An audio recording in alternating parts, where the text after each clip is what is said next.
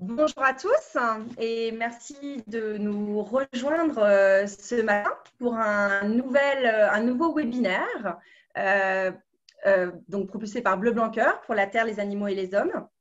Ce webinaire nous sera présenté par le docteur Gérard Osterman, psychothérapeute, qui viendra nous présenter donc l'expérience psychologique de la pause en confinement. Docteur Osterman, si vous voulez nous dire bonjour. Bien, bonjour à toutes et à tous. En cette période de grand Shabbat, de grande pause, effectivement, il y a un certain nombre de questions qui se posent et puis on va arriver aussi au déconfinement qui n'est pas sans poser un certain nombre de questions. Alors, au programme aujourd'hui, le Dr Osterman nous propose une présentation de 30 minutes où l'on verra notamment ce que le Covid-19 révèle de nous-mêmes. Nous aborderons des thématiques comme lorsque le cerveau et le corps tournent en rond. Nous poserons la question, est-ce une catastrophe ou une crise si le Covid-19 nous obligeait à un grand bouleversement? Bien sûr, nous regarderons comment tenir psychologiquement pendant ce confinement. L'importance de la nutrition, et notamment avec Bleu Blanc Cœur. Nous aborderons également la question brûlante du déconfinement et aurons aussi à disposition un petit peu d'humour pour dépasser la détresse ambiante. Donc, pendant ces 30 minutes, n'hésitez surtout pas à poser des questions à l'aide du petit bouton « Converser » qui est disponible donc dans le bas de votre barre de tâches de l'application Zoom, puisque nous aurons une session de 10 minutes pour répondre aux questions posées en direct durant la présentation à l'issue de l'intervention du Dr Osterman. Donc, surtout, n'hésitez pas à utiliser cette fonction.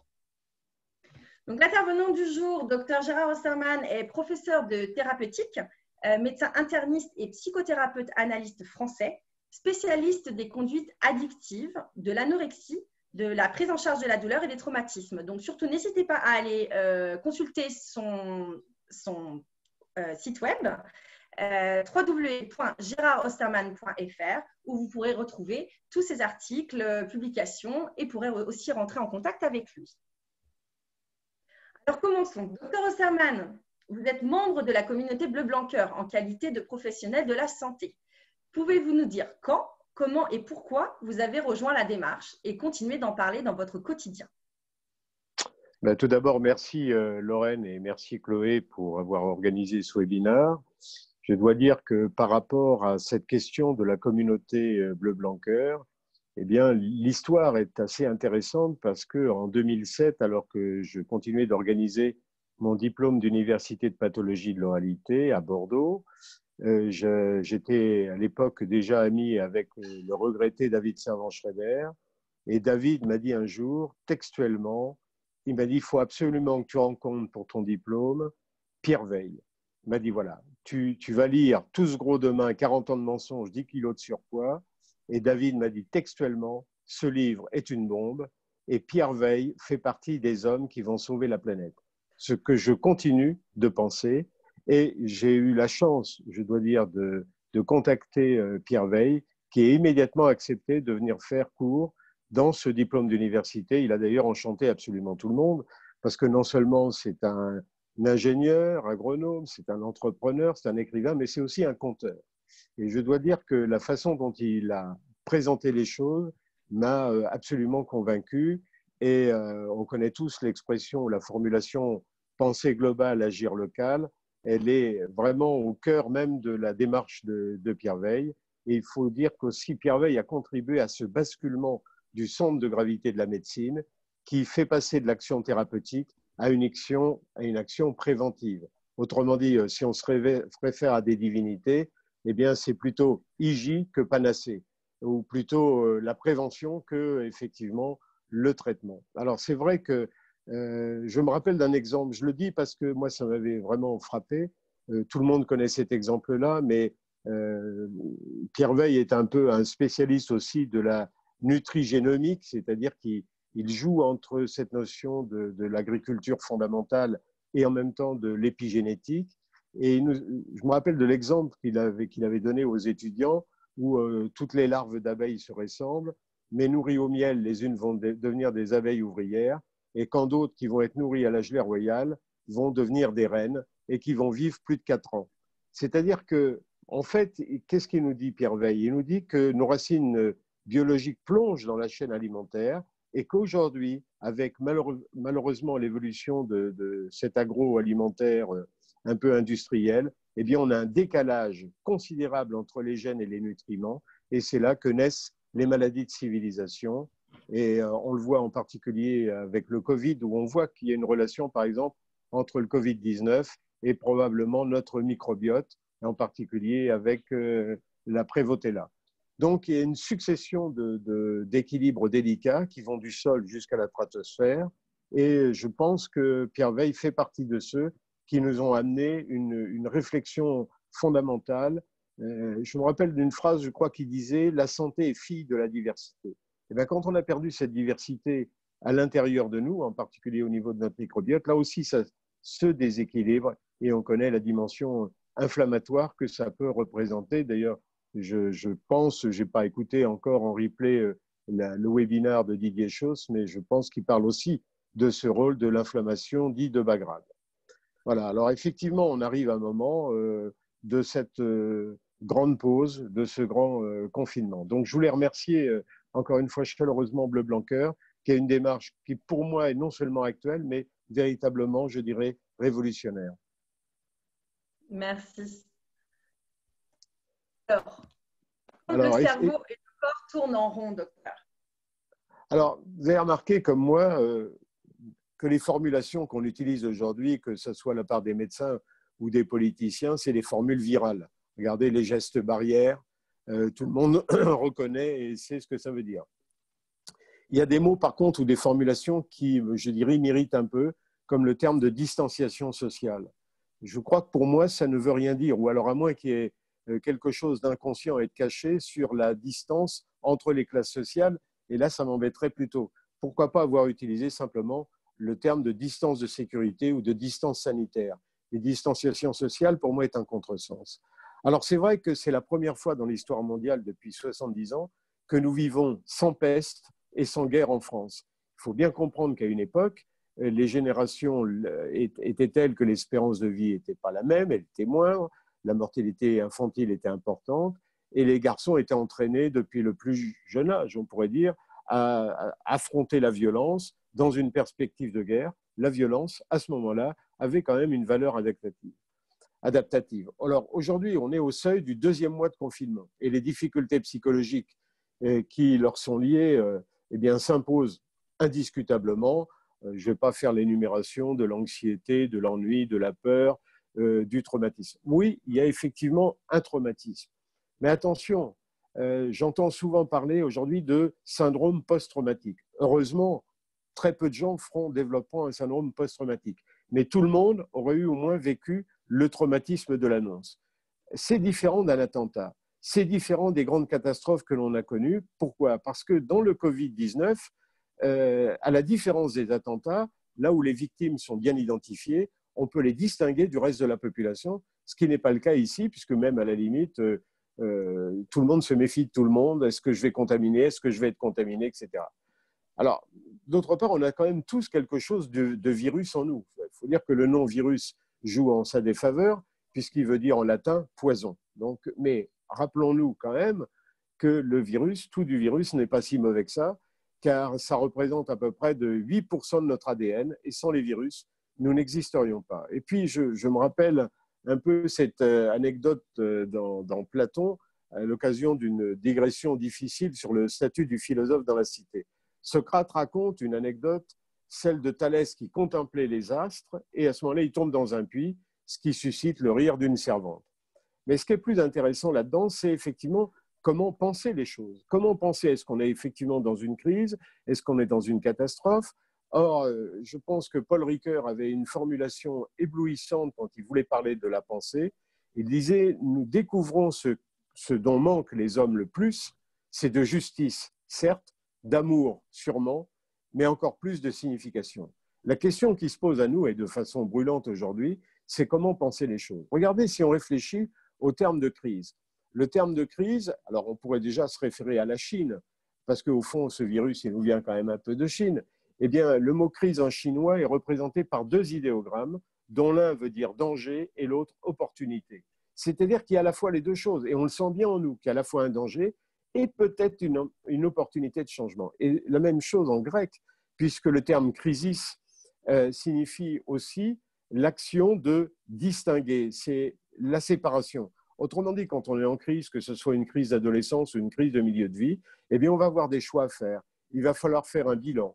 Et d'ailleurs, dans la langue indo-européenne, le substantif krei, qui va dire crisis, ça veut dire les notions de juger, de passer au tamis, de distinguer et de couper. Donc, finalement, c'est accepter l'imprévisible, mais en même temps, c'est s'ouvrir à des opportunités. On est aujourd'hui dans le règne de l'incertitude. Il nous faut apprivoiser l'incertitude. Et je me rappelle, il n'y a pas très longtemps, d'une revue, d'un éditorial du New England Journal of Medicine, qui n'est quand même pas la moindre des revues. Il disait que la prochaine révolution médicale, ça serait autour de la question de l'incertitude. Et puis, si on fait aussi un petit détour par une langue que j'aime bien, qui est la langue hébraïque, eh bien, le mot en hébreu, le mot crise se dit shever. Et shever, c'est à la fois le blé, c'est-à-dire la dimension économique, car ce n'est pas qu'une crise sanitaire, c'est aussi une crise, bien sûr, économique, mais ça signifie aussi l'interprétation. C'est la façon dont nous les interprétons. Par exemple, l'expression alom veshvirvo, ça veut dire à la fois le rêve et son interprétation, ce qui est la dimension du sens. Donc, vous voyez, c'est à la fois penser, examiner, attendre et espérer.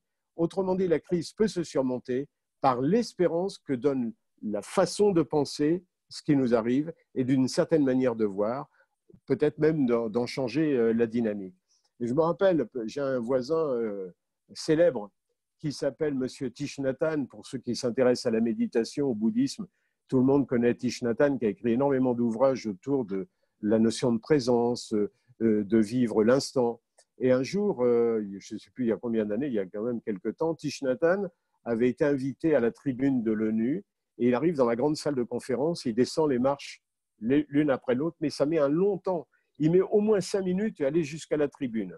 Il arrive au micro, il s'est juste contenté de dire « Voilà ce que je vais à vous dire ».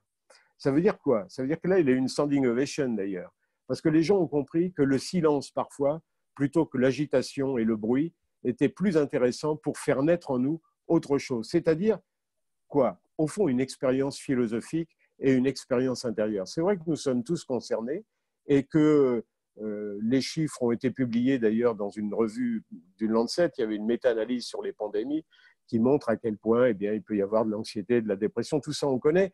Grosso modo, le taux de prévalence du moral dans les chaussettes, il est environ de 75%. Donc, on le sait ça. Mais je reviens sur cette notion d'incertitude.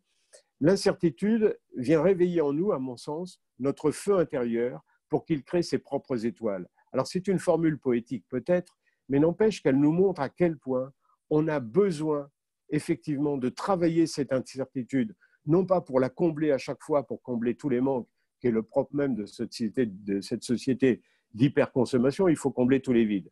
Je ne suis pas lacanien, mais Lacan avait raison en disant « l'homme moderne manque cruellement du manque ». On a tous un manque à gagner, mais un manque à gagner au sens de savoir habiter son manque autrement que par la dimension de l'objet. Parce qu'on nous a tous appris à l'école comment gérer effectivement, comment on apprend les certitudes des choses. Eh bien non, même en science, on a des incertitudes et on a vu les débats qui ont secoué un peu les médias à travers cette question du coronavirus. La question qui est centrale là-dedans, c'est la question du sens.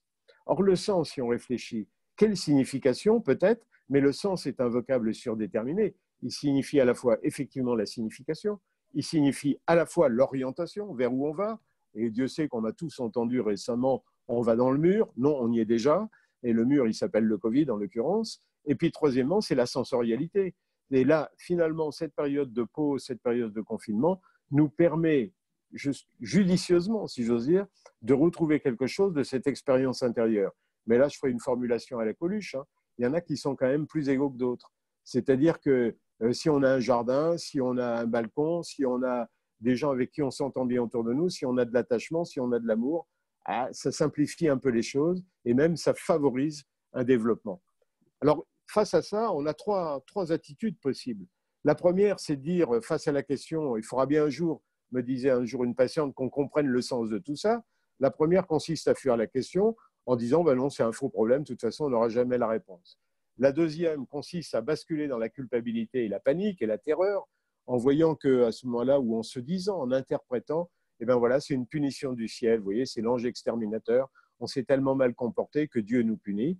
Et puis la troisième attitude, qui à mon avis est celle qui est la plus positive, c'est de traverser, d'aller au-delà de la fuite et de la culpabilité et d'expérimenter, de vivre ce qu'on a à l'intérieur de nous, parce que peut-être justement qu'on a vécu des choses en termes de technologies qui ont détruit quelque chose de fondamental, de l'absence de frontières. Le virus, il ne circule pas, hein. Il circule par les avions. Donc, à la fois la mobilité, la vitesse, le speed dans lequel on était, la façon de traiter la Terre, comme dirait Pierre Veil, et ben voilà, il y a une conséquence presque logique de tout ça. Et rappelons-nous quand même au final que quand l'eau vient à manquer sérieusement, le diamant ne s'échange jamais contre de l'eau.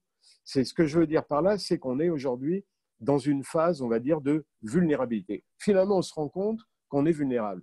J'ai été frappé la semaine dernière par un patient de 73 ans qui était complètement angoissé, complètement paniqué, et il me dit cette phrase hallucinante: j'ai réalisé que j'étais mortel, j'ai toujours été convaincu que j'étais immortel. C'est un monsieur qui est milliardaire aujourd'hui, qui dispose d'un patrimoine colossal, et voilà, il prend la mesure au fond de sa vulnérabilité. Rappelons-nous ce que disait ce grand Shakespeare: l'essence de l'homme est de verre. Oui, on est tous fragiles, oui, on est tous vulnérables. Mais le mot vulnérabilité vient du latin vulnus, pardon de faire un peu d'étymologie, mais c'est important pour comprendre, qui veut dire blessure.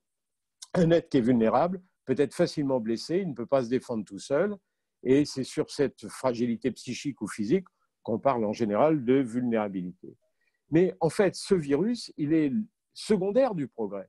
Il est la résultante de la surconsommation, de l'excès de mobilité. Il faut donc s'attendre au fait qu'avec cette catastrophe, le chômage bondisse. Alors oui, je n'ai pas éclairé tout à l'heure le terme catastrophe ou crise, mais catastrophe, là aussi, si on fait un peu d'étymologie, en grec, kata, ça veut dire détruire, on casse quelque chose, on renverse quelque chose, et strophe, ça veut dire, curieusement, paradoxalement, renverser dans le sens de reconstruire. Donc, finalement, catastrophe, on pourrait presque faire l'oxymore avec Boris Cyrulnik, on pourrait dire une merveilleuse catastrophe.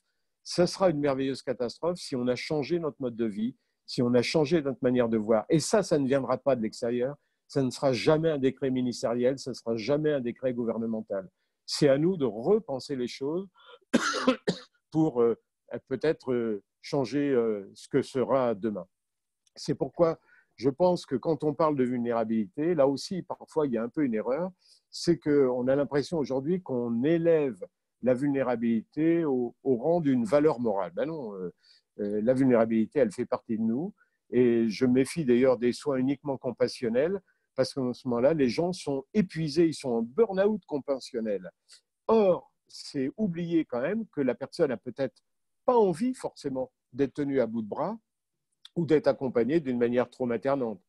Donc, faisons attention à ce danger, qui est bien sûr moins grand que celui de l'indifférence, mais il importe, à mon sens, de ne pas enfermer le soin, mais de solliciter la personne, de lui donner le droit de s'interroger et d'interroger le monde, et même de le bousculer. Aujourd'hui, vous avez des tas de conseils qui fleurissent, dont certains sont particulièrement intelligents et marqués au coin du bon sens, mais il faut aussi accepter par moments que seules les larmes peuvent aller rencontrer des lieux de nous-mêmes, que parfois les gens ont besoin de pleurer, qu'ils ont besoin d'être sous la couette et qu'ils ne sont pas tout le temps là à dire il faut faire ci, il faut faire de l'activité physique, il faut toutes les actions qu'on peut proposer. Donc je crois que c'est important de repenser notre vie, si j'ose dire. Diapositive suivante. Docteur Osterman, je me permets, donc effectivement, vous avez déjà abordé le fait que cette crise était potentiellement une crise, une catastrophe, mais également potentiellement une opportunité. Vous avez déjà tenu le discours sur comment le tenir psychologiquement, philosophiquement. Vous avez abordé la vulnérabilité et donc la question du sens. Voilà, c'est effectivement cette question du sens. Or, au fond, qu'est-ce que ça nous apprend? Ça nous apprend que l'être humain, il sait qu'il va mourir, mais sans savoir pour autant ce que c'est la mort. Parce que la mort est de l'ordre de l'impensable. Et lorsque nous n'avons plus de rapport aux autres, tout se passe comme si nous n'avions plus de rapport à nous-mêmes. Autrement dit, on le sait déjà avec un grand psychothérapeute, je considère comme un des plus grands psychothérapeutes ou psychanalystes, qui était Donald Winnicott, qui disait un bébé tout seul, ça n'existe pas, un homme tout seul, ça n'existe pas. Il faut toujours deux pour faire un homme. C'est-à-dire qu'il nous faut du lien. Ce qui a privilégié dans cette histoire du Covid, c'est qu'on est peut-être en train de redécouvrir l'importance du lien fondamental à l'autre. Or, un lien, ce n'est pas uniquement la communication, même comme on le fait en ce moment. Comme quoi, je fais toujours une différence entre communication et relation. Qu'est-ce que la relation? Et qu'est-ce que la relation de la relation? Et là, nous avons à redécouvrir ensemble ce qui est le vivant de nous-mêmes. Je dis toujours, la vie, je la tutoie, c'est-à-dire que j'en fais un rapport personnel à la vie.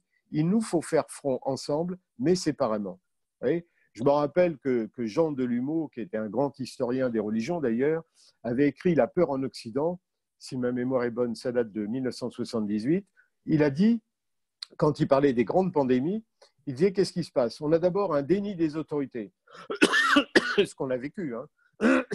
Même Libération titre l'incurie à ce moment-là des gouvernants. La légèreté de la population, c'est-à-dire que là aussi, je me rappelle quand à Lille, il y a eu le choléra, on a dit à un moment que c'était uniquement une invention de la police. Donc, on est tous un peu dans le déni au départ. Puis après, il y a la panique et il y a l'exode, et on sait très bien que c'est les riches qui vont prendre le large le plus vite. Après, il y a les débuts du confinement, là, c'est aussi la déstructuration, la fameuse, entre guillemets, distanciation sociale, que j'ai critiqué le terme, mais ce qui veut dire distance sanitaire, le rejet des malades, et on sait à quel point, regardez, autour de vous, il y a des gens qui font de la délation quand même, qui appellent la gendarmerie pour dire, ben, lui, il s'est baladé, ou ils sont un groupe ensemble, etc. Le rejet des malades, l'abandon des rites funéraires, ce qui est quand même très grave. C'est la première fois dans l'histoire presque de l'humanité où les gens vont partir, vont quitter cette terre et il n'y aura pas eu de rites funéraires. Donc là, on va être obligé quelque part d'inventer des rites virtuels. Enfin, il faut créer quelque chose pour apaiser un peu cette souffrance insupportable. Et puis, on pourrait dire que d'une certaine manière, il y a les héros et les autres, quoi. C'est-à-dire qu'aujourd'hui, soit on est les héros de la situation, comme les soignants, les pompiers, les éboueurs, etc., ou tous ceux qui s'attellent à la contagion de la solidarité, si j'ose dire, pour faire opposition à la contagion du Covid. Et puis, on a aujourd'hui les salauds, quoi, ceux qui font de la délation, ceux qui vont profiter de ça, comme vendre des masques à 20 euros, enfin, j'en sais rien. Il y a tout un ensemble de choses qui apparaissent comme ça. Et puis, on est toujours, comme le disait très justement René Girard, la recherche du bouc émissaire, c'est la faute des Chinois, c'est la faute à un laboratoire. Moi, je n'ai pas envie de rentrer vraiment dans cette polémique-là. Ce que je constate quand même, ce qu'est la réalité, c'est les conséquences d'une hyper-technocratie, d'une mondialisation, d'un ultralibéralisme et le fait qu'on ait oublié, et qu'on soit oublieux et de l'être et de la planète, de notre planète Terre. Voilà. Diapositive suivante, peut-être. Oui, alors docteur Osterman, avec tout ce qu'on a vu, quelles seraient vos recommandations pour vivre au mieux ce confinement et des confinements à venir en matière de sommeil, exercice physique, régulation des émotions, du stress et en termes d'alimentation? Alors, voilà, je vais être court. D'abord, la première chose, c'est de relativiser quand même. Parce que, oublions pas quand même que, d'accord, c'est une pandémie, d'accord, il y a quand même des milliers de morts, il aurait pu y en avoir plus, c'est vrai, on s'attendait à plus d'ailleurs. Et bon, l'affaire n'est pas finie, mais je pense qu'on va dans le bon sens. En revanche, oublions pas que quand il y a eu le tremblement de terre à Haïti, quand il y a eu le tsunami à Phuket, dans toute cette région-là, les gens n'avaient pas d'eau chaude, pas d'électricité, pas d'abri, pas etc. Donc, je pense qu'il faut faire un petit peu attention aussi à comment grader un peu les choses, comment les hiérarchiser. Alors après, ben, la notion des conseils, alors, les conseils ne sont jamais les payeurs, les conseillers ne sont jamais les payeurs, mais quand même, il y a la notion de rythme. Je pense que ce qui est important, c'est la pulsation. La vie, c'est la pulsation. Il faut qu'on garde nos rythmes. Garder le rythme, ça veut dire, personnellement, c'est ce que je fais, je me lève toujours à la même heure, je garde mes horaires de repas et qu'il faut faire un peu d'activité physique. Mais encore une fois, si vous n'en faites pas, ne culpabilisez pas, ce n'est pas très grave. C'est des indications pour rester, je dirais, dans quelque chose qui fonctionne, qui nous remet quand même en mouvement. L'important, c'est certainement de ne pas rester en pyjama. L'important, c'est de faire attention sur le plan de l'alimentation. J'aimais bien ce que disait Bria Savarin. Les animaux se repaissent, l'homme mange, seul l'homme d'esprit sait manger. Et ça veut dire qu'il y a une conscience de la nourriture que l'on prend, il y a une conscience de la qualité des aliments que l'on prend.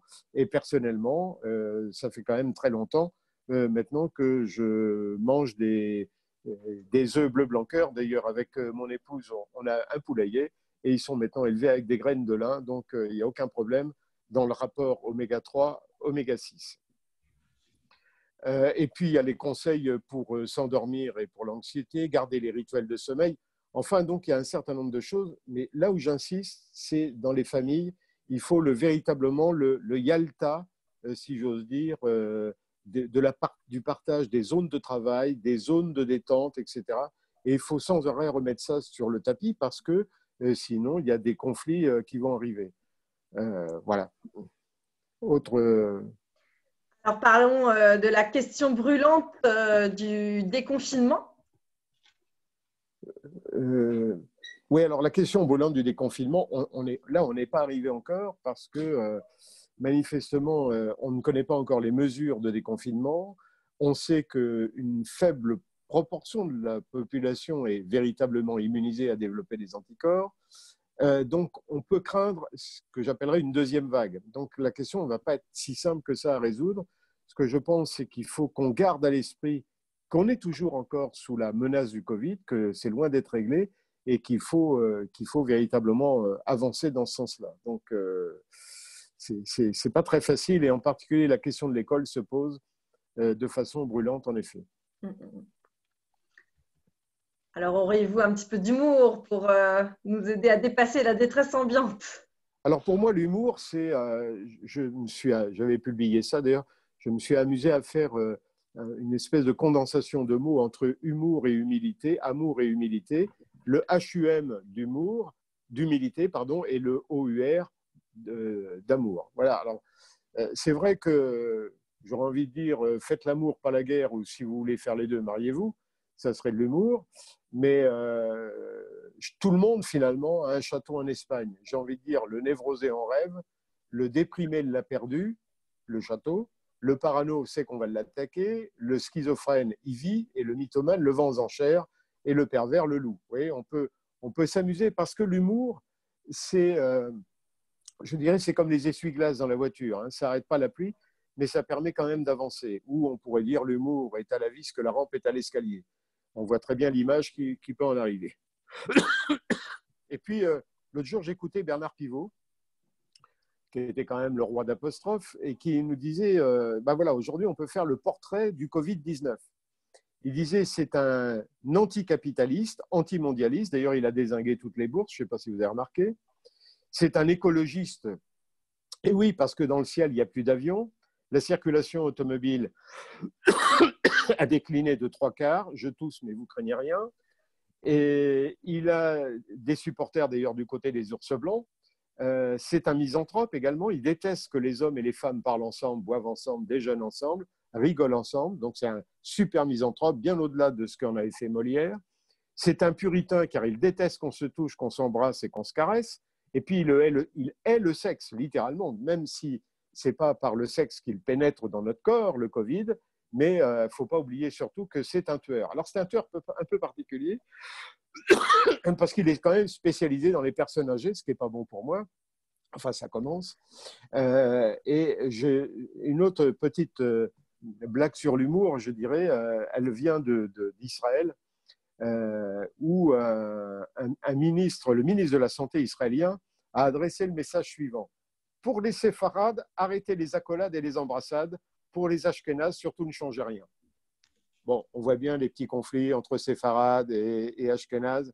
Bon, ce que je crois surtout, c'est que si on sent monter la colère en nous, parfois l'envie d'en découdre sur le champ, y compris parfois avec nos instances dirigeantes, je crois qu'il est vivement conseillé, il est vivement conseillé de respirer à fond, de remercier Dieu de ne pas être en réanimation ou de pratiquer quelques séances de méditation en pleine conscience et surtout d'attendre au moins 24 heures pour répondre. Voilà. Bon, très bien, merci.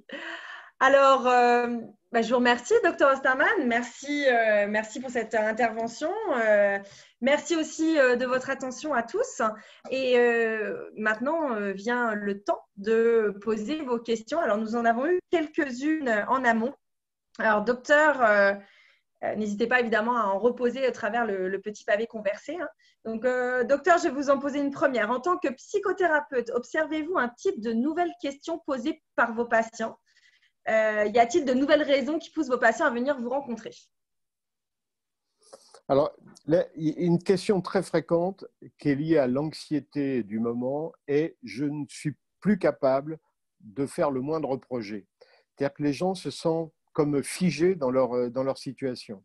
Et ils sont là presque jour après jour à attendre soit une nouvelle décision, soit une nouvelle possibilité, mais ils sont dans l'incapacité effectivement de faire des projets.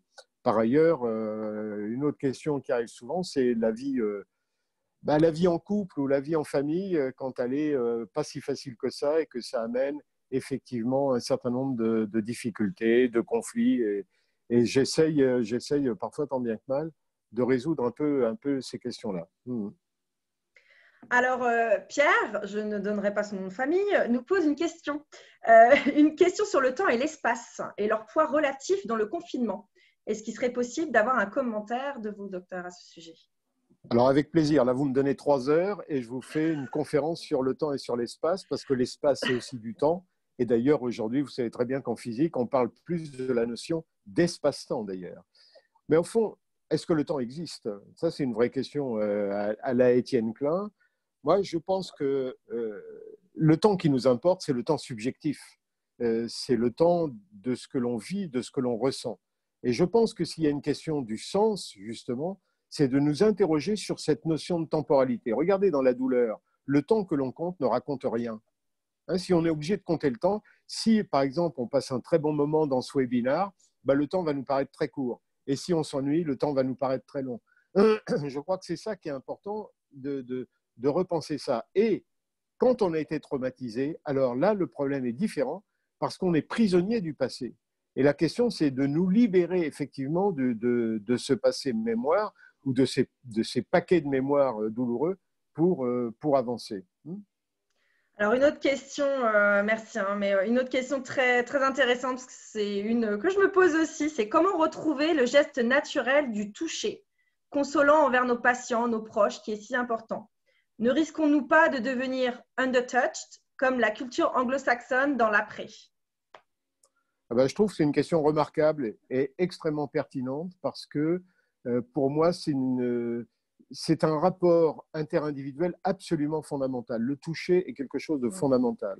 Le toucher, le regard, on peut dire, on touche des yeux aussi, hein, bien sûr, hein, mais je crois que là, si la période de confinement devait durer longtemps et la distance sanitaire durer très longtemps, alors là, je pense que ça poserait vraiment beaucoup de questions et qu'on serait, je dirais, traumatisé par ça, véritablement traumatisé. Parce que c'est un manque premier, hein, la notion de toucher l'autre. Alors bien sûr, vous allez me dire, il y a des cultures différentes, il y a des cultures, en particulier en Extrême-Orient, on se touche très peu, voire pas, et il y a des cultures, les cultures latines, où effectivement, c'est absolument fondamental. Et tout ça, effectivement, est très lié à la façon dont nous-mêmes, tout notre psychisme a été construit, comment il s'est développé, comment cette sécurité intérieure s'est développée avec le temps. Donc c'est une très bonne remarque et il y a véritablement un danger là-dessus. D'ailleurs, il existe déjà malheureusement avec les ordinateurs, les écrans et tout ça, puisque finalement, j'ai lu il n'y a pas très longtemps, c'est hallucinant quand même, dans une revue américaine, où vous savez peut-être, vous ne savez pas, je vous l'apprends, mais aux États-Unis aujourd'hui, dans certains États, il n'est pas du tout obligé d'apprendre à écrire manuellement. Autrement dit, on ne se sert que du clavier. Donc les enfants ne savent plus écrire avec un stylo et un crayon. Moi, personnellement, je suis un peu inquiet de ça parce que la main, c'est quand même le prolongement du cerveau.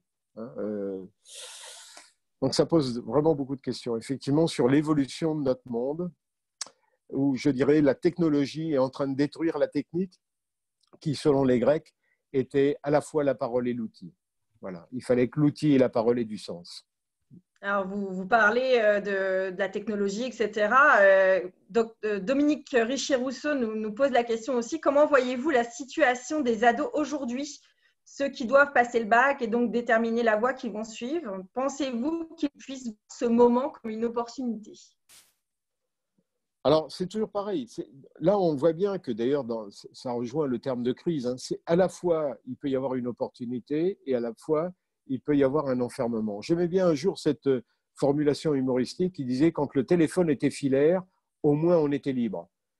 Depuis qu'on a les smartphones et tout ça, et les écrans et Internet, eh bien, on sent bien qu'on est devenu dépendant de ces outils-là de façon parfois même pathologique et que les adolescents lisaient le livre de Michel Serres qui s'appelle Poussette.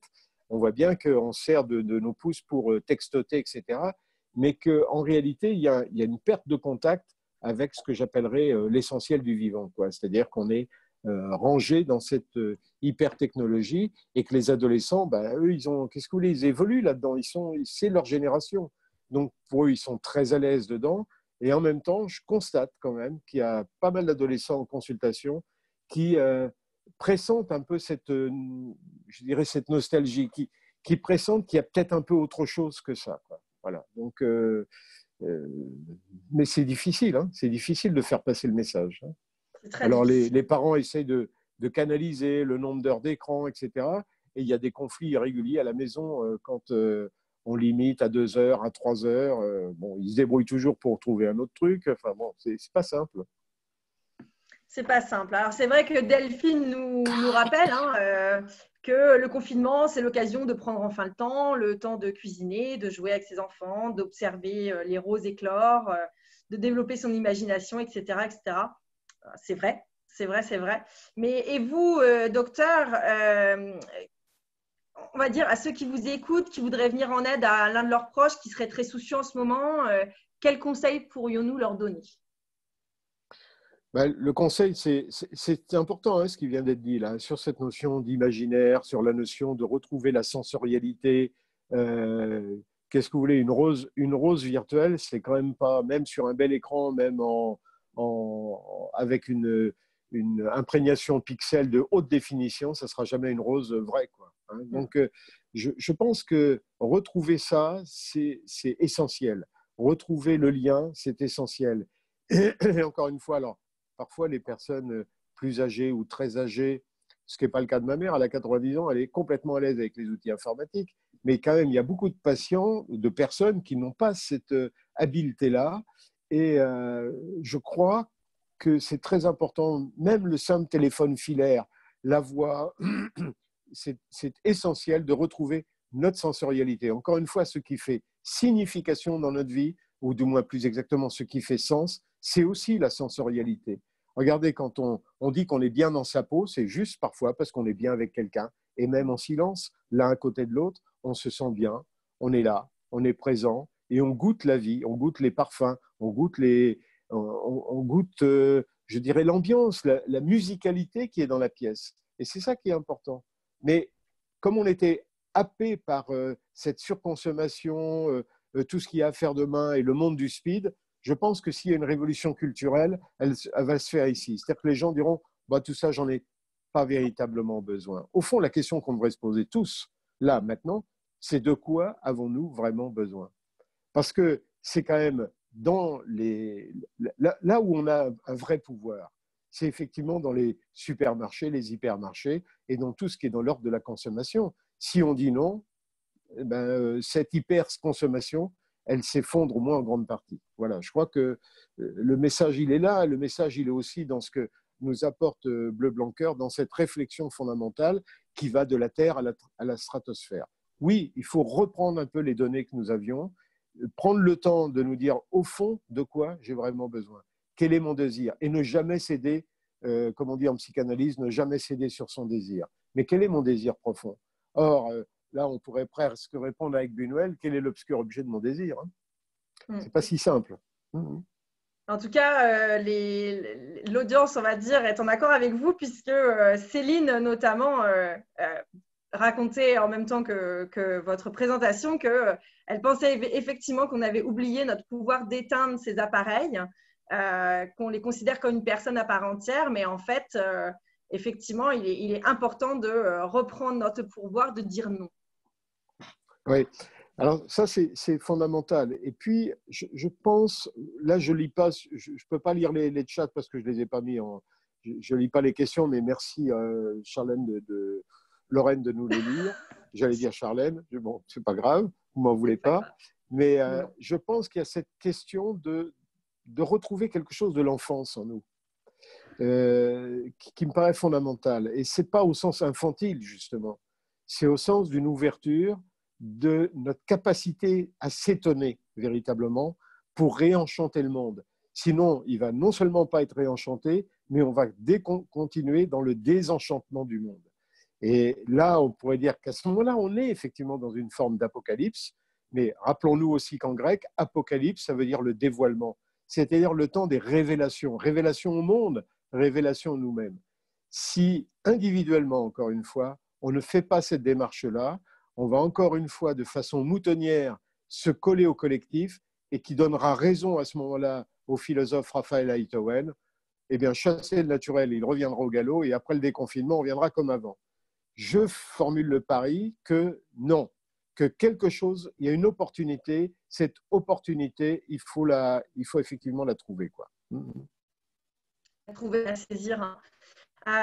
Écoutez, nous avons une toute dernière question, tout juste postée de Maxence, qui demande comment la période actuelle affecte nos rêves. Alors, voilà une excellente question parce que je suis quand même psychanalyste jungien et je m'intéresse beaucoup aux rêves individuels et aux rêves collectifs. Et il y a beaucoup de mes patients qui sont actuellement en travail psychothérapique avec moi et qui font des rêves collectifs, un peu comme Jung les a fait avant 1939, avant la guerre, la Deuxième Guerre mondiale, où beaucoup de personnes, il l'avait dit d'ailleurs et écrit, que des gens avaient des rêves ou des cauchemars avec des vagues de sang. Et aujourd'hui, il y a des rêves qui sont plutôt d'ailleurs des cauchemars, où effectivement les gens sentent cette dimension de l'emprisonnement, de la perte de la liberté, que quelque chose a perdu le goût, on pourrait dire. Voilà, ils ont perdu le goût. Et regardez, c'est intéressant quand même, parce que le Covid, un des symptômes caractéristiques, presque pas pathognomonique, mais quand même assez marqué, c'est la perte du goût et de l'odorat. C'est quand même hallucinant, quoi. Comme quoi, qu'est-ce qui nous enseigne un peu ce Covid, effectivement? Alors, j'ai une métaphore qui, je ne sais pas si elle va... Il faut la prendre avec relativité, avec des pincettes. Mais il y a un texte sacré que j'aime beaucoup qui s'appelle la Bhagavad Gita. C'est un texte sacré d'Orient qui nous dit ceci. La Bhagavad Gita nous dit il ne faut pas perdre la couronne de l'humain. Or, regardez le virus, il nous a volé notre couronne. C'est lui qui est couronné, c'est le virus couronné. Ça veut dire quoi? Notre royaume. Nous avons perdu le royaume de l'humain. Et force est de reconnaître qu'on est dans un monde où l'humanité ne cesse de se faire et de se défaire. L'humanité n'est pas encore advenue véritablement. Pourquoi? Parce qu'effectivement, nous avons été happés par ce monde hyper-technologique, d'hyper-consommation, etc., où on perd nos repères. C'est-à-dire qu'on nous dicte les choses de sorte que, j'ai envie de dire avec Régis Debray, on n'est pas dans une démocratie, on est dans une démocrature. Et c'est une démocrature de l'ultralibéralisme. Bien, écoutez, je pense que là, j'ai un tout dernier commentaire, mais qui évoque bien ce qui se passe aujourd'hui. C'est merci vraiment pour votre intervention parce qu'on ne se lasse pas de vous écouter. Donc, merci encore une fois, docteur. Je vous laisserai peut-être faire un petit mot de la fin, peut-être les éléments clés aussi avec lesquels repartir. Vous avez mentionné le pouvoir du consommateur. Voilà, de réfléchir à cette opportunité, qu'est-ce qui nous tient le plus à cœur pour notre futur. Donc, je vous laisse la parole et je vous remercie encore une fois pour toutes les réponses à ces questions. Bah, pour moi, c'est une question difficile. Je ne peux ni résumer ni conclure, si j'ose dire. Mais je peux dire simplement qu'il faut revenir à la simplicité des choses. Simple, presque au sens étymologique, c'est sans pli, ni repli, ni faux pli. Comment redevenir simple? Simple dans la complexité. Alors on pourrait faire le jeu de mots avec Edgar Morin, dans la simplexité. C'est-à-dire, qu'est-ce que ça veut dire être simple? C'est être à l'écoute véritablement de ses besoins. C'est nourrir ses besoins. J'aime toujours à dire, et Pierre Veil connaît mon petit refrain à ce sujet, qu'est-ce que ça veut dire être bien nourri dans la vie? Bien nourri dans la vie, c'est être bien repéré par rapport à soi, bien repéré par rapport aux autres, bien repéré par rapport au cosmos. On peut manger sans être nourri. On bouffe, mais on n'est pas véritablement nourri. On peut ne pas avoir mangé et être bien nourri. On peut se nourrir de paroles, on peut se nourrir de plein de choses. Et puis, je vais terminer quand même sur un message qui était le message de Pascal, la Pâque n'était pas si loin. Quand, sous la houlette de Moïse, les Hébreux ont pu quitter l'Égypte, ils ont été nourris de la manne. Qu'est-ce que c'est la manne? Alors certains disent que c'est des petites graines de tamaris ou des petites fleurs de tamaris. La manne en hébreu, c'est se dit manou. Et manou, ça veut dire quoi? C'est-à-dire ce qui nous permet de traverser notre désert, c'est-à-dire ce qui se passe actuellement dans cette période de confinement, d'interrogation et de prison relative, eh bien, c'est qu'on se pose les bonnes questions sur nous-mêmes et par rapport aux autres. Très bien. Eh bien, merci beaucoup encore une fois, docteur. Quant à vous, merci aussi pour votre connexion, pour votre soutien. Si vous souhaitez rester d'actualité avec Bleu Blanc Cœur et recevoir nos newsletters, etc., n'hésitez pas à rejoindre la communauté dont fait partie le Dr Osterman, www.bleu-blanc-cœur.org/mon soutien. Donc, évidemment, la démarche, vous le savez, fédère tous les profils, qu'ils soient professionnels, de santé, métiers de bouche ou évidemment les consommateurs, éleveurs et évidemment toute autre personne qui souhaite rejoindre notre agriculture et alimentation durable. Voilà, et retrouvez évidemment tous nos webinaires passés et à venir sur notre site web bleublancoeur.org ou bien à travers ce petit lien là bit.ly/webinaire-bbc pour voir les replays, mais aussi vous inscrire au prochain webinaire. Voilà, nous restons évidemment en contact avec vous à travers notre adresse mail contact@bleu-blanc-cœur.com. Donc, n'hésitez pas à nous envoyer vos questions et éventuellement celles auxquelles nous n'aurons pas répondu lors de ce webinaire, nous prendrons le soin d'y répondre individuellement avec le Dr Osterman par la suite. Voilà, merci beaucoup et très bonne journée à vous. Au revoir. Merci Lorraine, merci Chloé et bonjour à Pierre Veil et puis à Julie aussi. Merci. Et merci à tous. Merci à tous. Au revoir. Au revoir.